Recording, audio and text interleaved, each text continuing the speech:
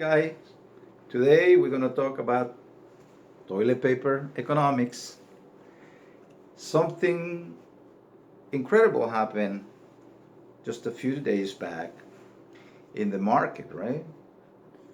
People began to panic, but they panic in a very different way, something almost never seen before.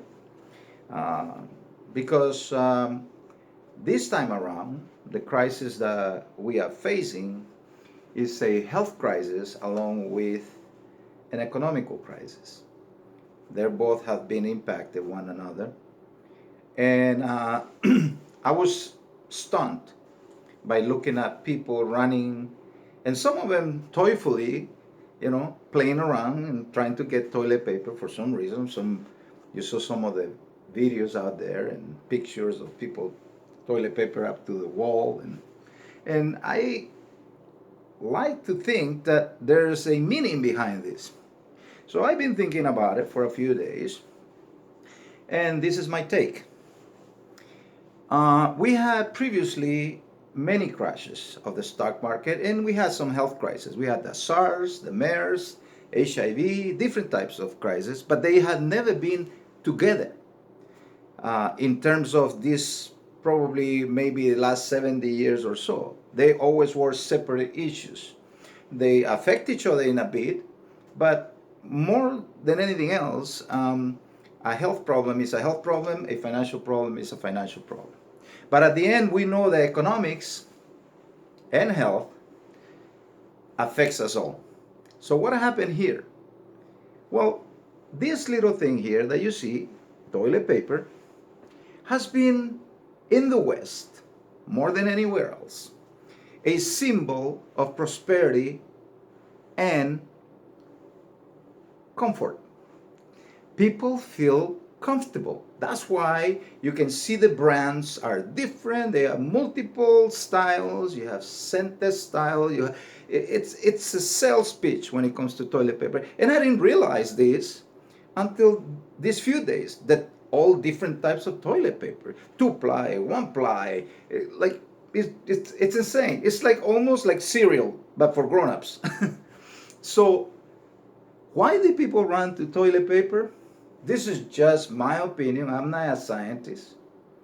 But I understand a little bit of human behavior. After all, I'm human too. But the reason why I think people run to the toilet paper was because it means health, hygiene, health, and also because it gives people comfort. I don't know. Now that I've never done this before, but now you can see that it's very fluffy.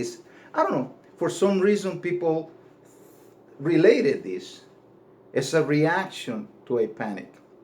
So I wouldn't blame people for acting the way they did, and I hope by now the hysteria is kind of calming down. The water I can fully understand. Water is life. But toilet paper, to me, now that I see it this way, it represents comfort. That's what I see. Represents comfort.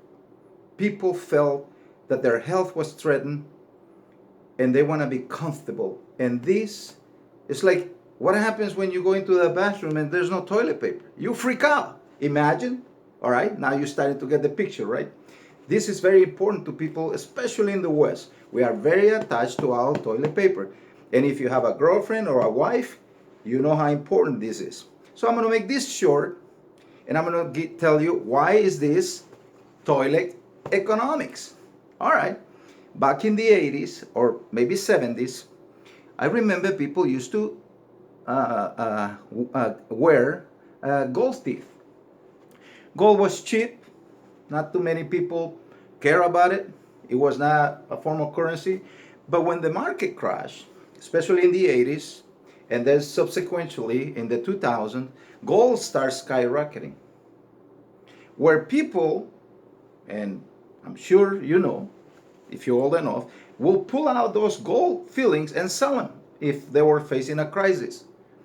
So what are we feeling? What are we facing here again? Another financial crisis. Now, do we have any gold in our teeth? I 99% of the people I see don't have any. So what is there? The principle. See, those people that did this to their teeth, they didn't realize that that was going to be a financial genius action. They just did it for cosmetic purposes. But it turned out to be one of the smartest things for their own personal well being. At the end, they could have sold the teeth and later could have gotten again. So, what is this when it comes to toilet economics? In the West, toilet paper is very important.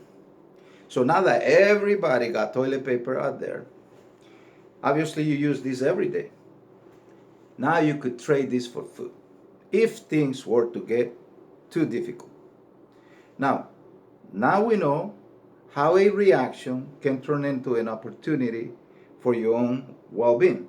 So let's not go so crazy on those people that did this, because at the end of the day, if it turns out to be a great idea, people are going to write about this. And who knows the next time, if this ever happen again, what we're going to run to. So that's my 2 cents to you. Share it if you like it. I'm going to be posting little videos like this of different curiosities that I see.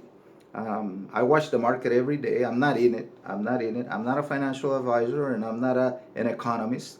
I'm just a curious guy, witnessing one of the most unusual events.